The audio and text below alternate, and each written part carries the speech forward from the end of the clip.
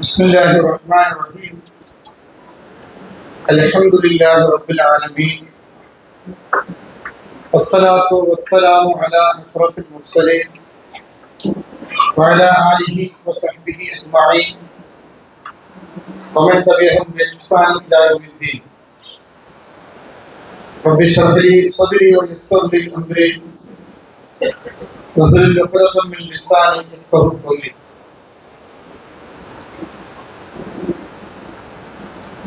ബഹുമാന്യനായ നമ്മുടെ ഈ മദ്രസ ഹാളിന്റെ ഉദ്ഘാടനവും തണലാണ് കുടുംബം എന്ന ക്യാമ്പയിന്റെ ഏകതല ഉദ്ഘാടനവും നിർവഹിച്ചുകൊണ്ട് സംസാരിക്കാൻ വേണ്ടി എത്തിച്ചേർന്ന ജമാഅത്തെ ഇസ്ലാമിയുടെ പാലക്കാട് ജില്ലാ വൈസ് പ്രസിഡന്റ് കൂടിയായ ബഷീറുദ്ദീൻ ഷാഫി സാഹിബ് അവർ,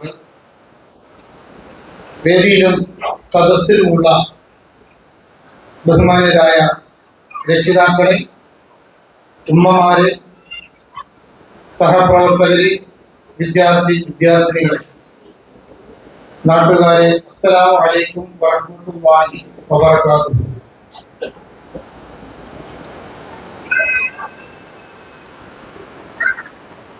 സമയം ഏകദേശം 8 മണിയോടുകൂടി അടുക്കുകയാണ്. നമ്മുടെ പരിപാടി ആദ്യം തന്നെ നിങ്ങളോട് പറയുകയാണ്, 9:15 അവസാനിക്കും. അതിനുശേഷം ഭക്ഷണത്തോടു കൂടിയാണ് നമ്മൾ പിരിയുക. അപ്പൊ അതുവരെയും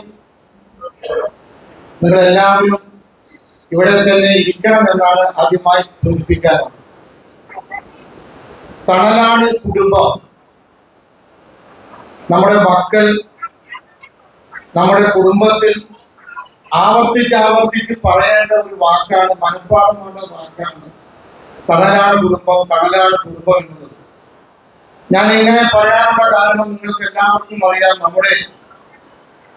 പ്രത്യേകിച്ച് നമ്മുടെ സമുദായത്തിന്റെ കുടുംബാന്തരീക്ഷം വാപ്പയും ഉമ്മയും ഭർത്താവും ഭാര്യയും മക്കളും എല്ലാം തന്നെ എവിടെ എത്തി നിൽക്കുന്നു എന്ന് പത്രമാധ്യമങ്ങൾ വായിക്കുന്ന നിങ്ങളുടെ മുന്നിൽ ഞാൻ അവതരിപ്പിക്കേണ്ടതില്ല.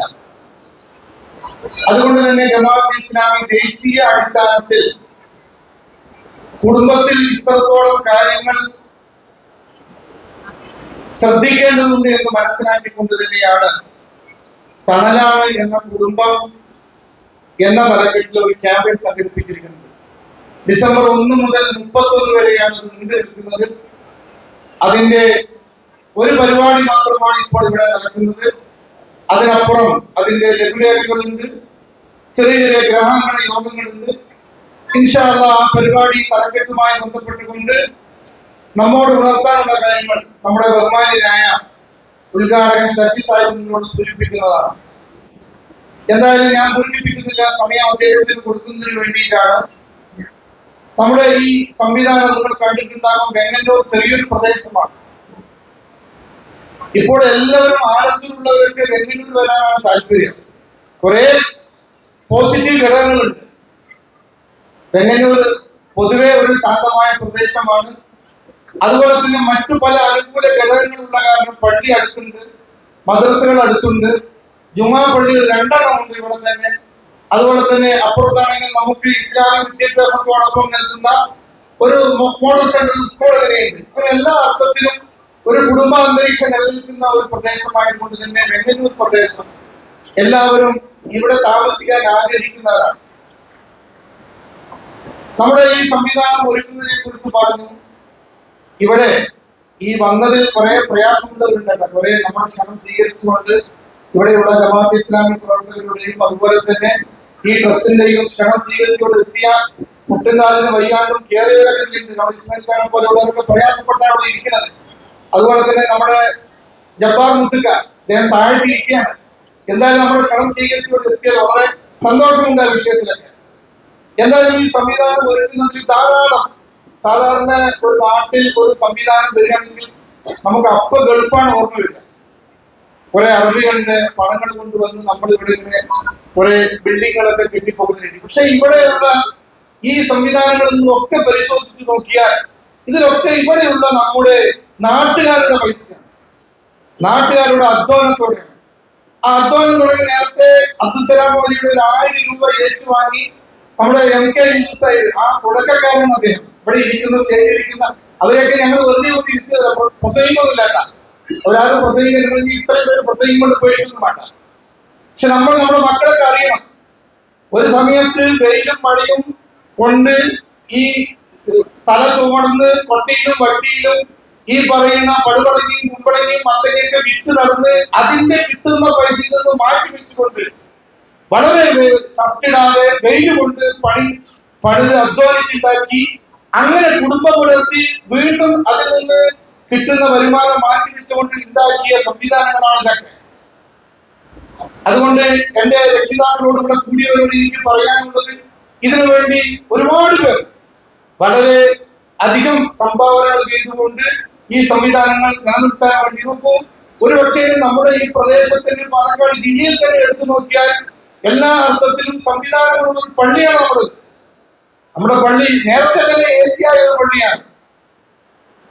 അതുപോലെ തന്നെ ഇപ്പോൾ സോളാർ സിസ്റ്റം, നമ്മുടെ ഈ സംവിധാനങ്ങൾ മുഴുവൻ സോളാർ സിസ്റ്റത്തിലാണ് വർക്ക് ചെയ്യുന്നത്. അതുപോലെ തന്നെ ഫുൾ CCTV ക്യാമറയാണ് നിങ്ങൾ ഇരിക്കുന്നതൊക്കെ ഇവിടെ കാണാൻ പറ്റും. എല്ലാം CCTV ക്യാമറ, ഇതൊക്കെ ഇവിടെ സംവിധാനം വളരെ ഹൈടെക് ആയിട്ടാണ് കാര്യങ്ങളൊക്കെ ചെയ്തിരിക്കുന്നത്. നമ്മുടെ ഇവിടെയുള്ള കുറെ പ്രവർത്തകർ, കുറെ നമ്മുടെ നാട്ടുകാർ വളരെയധികം സഹായിച്ചു. അതിൽ പ്രധാനപ്പെട്ടവരാണ് നേരത്തെ നമ്മോട് ഇവിടെ സൂചിപ്പിച്ചത്.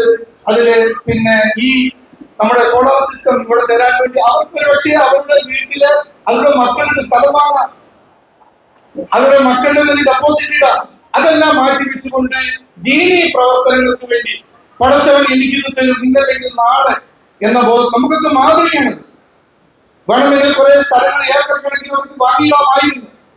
അതോടൊപ്പം തന്നെ എനിക്ക് പറയാനുള്ളത് അവരുടെ ആ കുടുംബത്തെ കുറിച്ചാണ്. കാരണം ഭർത്താവ് പൈസ തരുമ്പോ സാധാരണ തടസ്സം നിൽക്കുക, ഭാര്യമാർ അത്രയും കൊടുക്കേണ്ട, എന്തിനാണ് നിങ്ങൾ വെറുതെ വെറുതെ, അല്ലെങ്കിൽ മക്കളും ചിലപ്പോൾ സപ്പോർട്ട് ചെയ്യില്ല.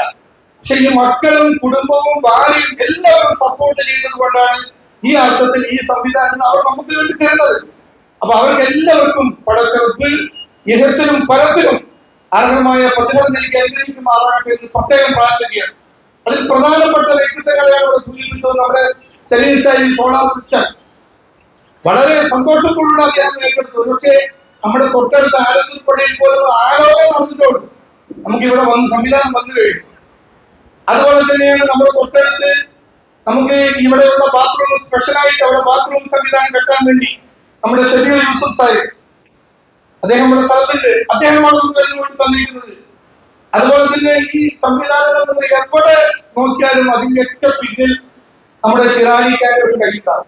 അവരെല്ലാവരും അവരെ വളർത്തിക്കൊണ്ടുവന്ന ഉമ്മാനെ ഓർക്കുന്നത്. ജമീല ഉമ്മ എന്നെയൊക്കെ അസ്നാൻ കുട്ടിയെ വിളിക്കാൻ വീട്ടിൽ പോയ ചായ കുടിക്കാൻ ഉണ്ടാക്കില്ല. നേരത്തെ അള്ളാഹുവിലേക്ക് യാത്രയായി. അള്ളാഹു സുബ്ഹാനഹു ആ ഉമ്മാക്ക് മഗ്ഫിറത്തും മർഹമത്തും നൽകുമാറാകട്ടെ. അവരുടെയൊക്കെ പിന്തുണയുള്ളതുകൊണ്ടാണ്, ആ ഉമ്മ വളർത്തിയത് കൊണ്ടാണ് ഇങ്ങനെ വന്നത്. ആ കുട്ടികൾ ഉമ്മാന്റെ സ്വഭാവം, ആ വാപ്പാന്റെ ആ ഗുണങ്ങൾ, അതാണ് മക്കൾ കാണിക്കുന്നത്.